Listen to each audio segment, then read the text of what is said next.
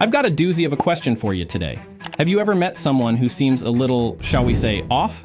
But you can't quite put your finger on why? Like they give you the heebie-jeebies for no apparent reason? Well, strap yourselves in, buckaroos, because I'm about to introduce you to someone who takes creepy to a whole new level. Now gather round the campfire, internet friends, and let me spin you a tall tale about an eerie entity named Miranda Sings. Who is Miranda, you ask? Well, at first glance, she might seem like your average small-town gal trying to make it big on the YouTubes with her kooky song and dance numbers. But peel back that wholesome farm girl exterior, and you'll find something far more sinister lurking within.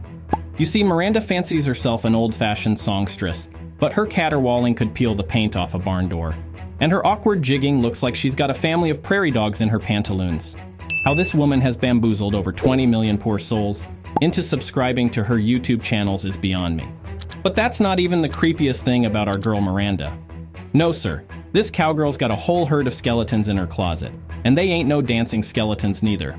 I'm talking about the kind that'll set your skin a-crawling. Miranda, you see, has a penchant for preying on the youngins in her audience. And not in a lollipops and piggyback rides kind of way neither. Oh no. Miranda prefers luring little ones in by asking them inappropriate questions no grown woman has any business asking a child. Why? I heard tale of Miranda asking a 14-year-old boy what his favorite sexual position was.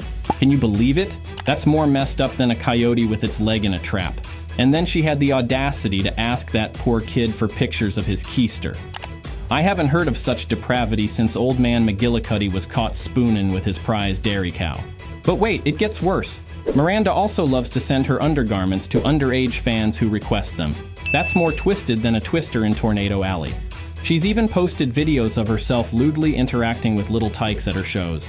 I'm talking hands down pants and spreading legs kind of stuff that'd get you thrown in the hoosgow faster than you can say, yee-haw.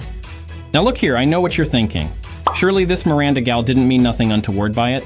She's just a kooky gal with a quirky sense of humor. And if this was one or two isolated incidents, I'd be inclined to give her the benefit of the doubt. But when you add it all up, it paints a pretty damning portrait of someone with an unhealthy fixation on children. At this point, her pleading ignorance ain't gonna fly. Miranda might play the fool, but she ain't no fool. Any rodeo clown knows you don't make those kinds of jokes around kids, and you sure as shootin' don't ask for their picture or send them your skivvies. Why, that's more inappropriate than kissing your sister at the hoedown. No ma'am, Miranda knew exactly what she was doing. She was buttering those kids up like hotcakes at a chuck wagon cook-off. Grooming them, as they say. Trying to gain their trust and affection for her own unseemly purposes. It's enough to make your stomach turn sour as bad milk. Some might say I'm being too hard on poor Miranda, that I should forgive and forget. And maybe they're right. I'm just a simple man who calls it like he sees it. But the way I figure, if Miranda is really sorry for what she done, then she'll take her licks and learn from it. Maybe then we can all sit around the campfire and sing Kumbaya again. But for now, I think Miss Miranda better mosey on back to the barn before the townsfolk get restless.